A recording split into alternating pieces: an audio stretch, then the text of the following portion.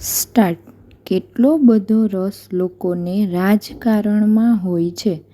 ક્રિકેટમાં પણ રંગરસિયાઓ તો પ્રત્યેક દળે ઉછળતા હોય છે.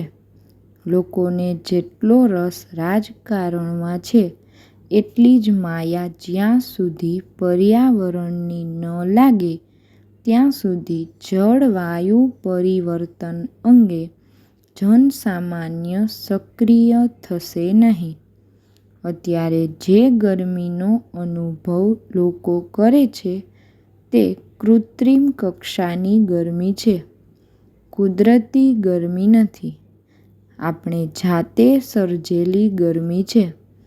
એટલે કે સૂર્ય તરફથી જેટલું ઉષ્ણતામાન પૃથ્વીને મળે છે તેને પૃથ્વી પોતાના તરફથી સ્વયં અભિવૃદ્ધ કરી આપે છે.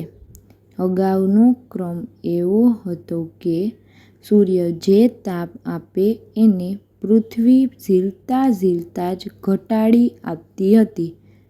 આ વર્ષે ગરમીની વાતો પણ બહુ થઈ, પરંતુ આ ગરમી જાણે કે અણધારી હોય કે કોઈ આકસ્મિક આપદા હોય એ રીતે લોકો વાત કરે છે.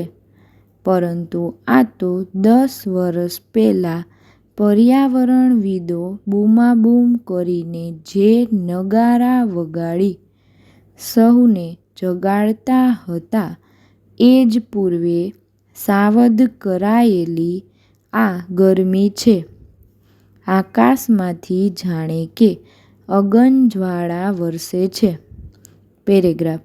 જેની સાવચેતીને આપણે ગણકારી નથી અને હજુ આજે પણ સૌને ખબર છે કે ભવિષ્યના આના પછીના કયા પાના ખુલવાના છે. ખુદ હવે સંકટનો ભોગ બને છે તો પણ માણસજાતને એમ છે કે મને એકલાને ક્યાં ગરમી થાય છે? સહુને લાગે છે ને એમાં હું શું કરું?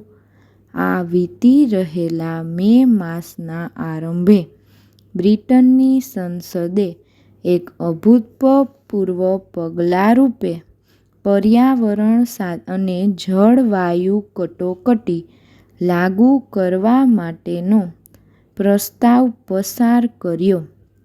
એના પહેલાં વેલ્સ અને સ્કોટલેન્ડે પણ આ પ્રકારની કટોકટીની ઘોષણા કરી હતી. બ્રિટિશ સરકારે જાહેર કરેલી આ કટોકટીને કારણે દુનિયાના અનેક દેશોનું ધ્યાન હવે નવેસરથી જળવાયુ પરિવર્તન તરફ ગયું છે. પર્યાવરણીય બાબતોમાં જાગૃત થવા કે સક્રિય થવાની બાબતમાં ભારત સહિતના એશિયન દેશો બહુ પાછળ છે. પેરેગ્રાફ. આ એક સફરજનનું ઝાડ વાવ્યા વિના ફળ આરોગતા આવ્યા છીએ. આંબો પણ કોઈક વાવે અને કેરી કોઈ અન્ય આરોગે. આવું બધી જ બાગાયતી અને ખેતપેદાશોની બાબતમાં છે. આ અનુભવના નાણાં વચ્ચે છે. તમે પૈસા આપો એટલે આંબો ઉગાડવાની જરૂર નથી. આજ સુધી આ પરંપરા ચાલતી આવી છે. હવે કૃષિલાયક જમીન ઘટતી જાય છે અને જ્યાં કૃષિ છે ત્યાં ઉપજમાં ઘટ આવે છે. મોસમ બદલે છે. દર વર્ષે એક ગુપ્ત દુષ્કાળમાંથી કૃષિક્ષેત્ર પસાર થાય છે. હવેના દુષ્કાળ પૃથક હોય છે, સાર્વત્રિક નથી હોતા. એટલે એની દુષ્કાળ તરીકેની ભયાનક મુદ્રા ઉપસતી નથી. તો પણ પરિણામો તો દુષ્કાળ જેવા જ સહુએ ભોગવવાના આવે છે. હવે પર્યાવરણીય અસમતુલાના પરિણામોએ તોફાની સ્વરૂપ ધારણ કર્યું છે.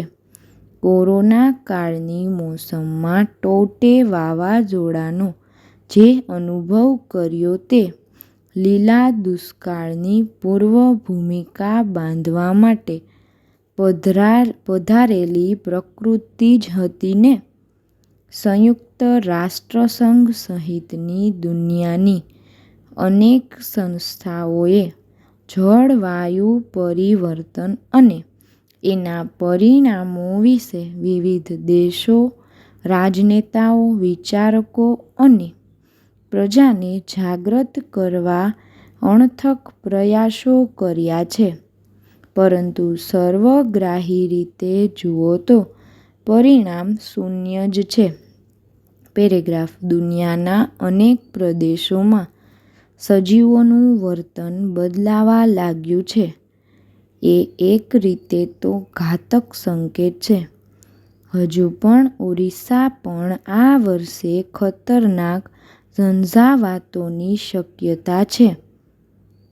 એનું કારણ દરિયાઈ પ્રજાતિઓના એ દરિયા કિનારે બદલાયેલા વર્તન છે. ઓરિસ્સાનો દરિયા કિનારો ઓલિવ રીડલે નામના દરિયાઈ કાચબાઓના મેટર્નિટી હોમ તરીકે જગવિખ્યાત છે. સૌથી નાના સામુદ્રિક કાચબાઓના પ્રકારમાં ઓલિવ રીડલે સમાવિષ્ટ છે. દર વર્ષે ઓરિસ્સાના દરિયા કિનારે આ કાચબાઓ માત્ર ઈંડા મૂકવા માટે લાંબી દરિયાઈ સફર કરીને ભારત આવે છે. આ વર્ષે એની અવધિ વીતી જવા છતાં પહેલીવાર એક કાચબો ઓરિસ્સાના કાંઠે આવ્યા જ નથી. પોતાના મૂળ નિવાસ સ્થાનેથી હજારો કિલોમીટરનો દરિયાઈ પ્રવાસ કરીને દર વર્ષે અચૂક ઓરિસ્સાના કિનારે આવતા કાચબાઓ આ વખતે કેમ ન આવ્યા તે ચર્ચાનો વિષય છે.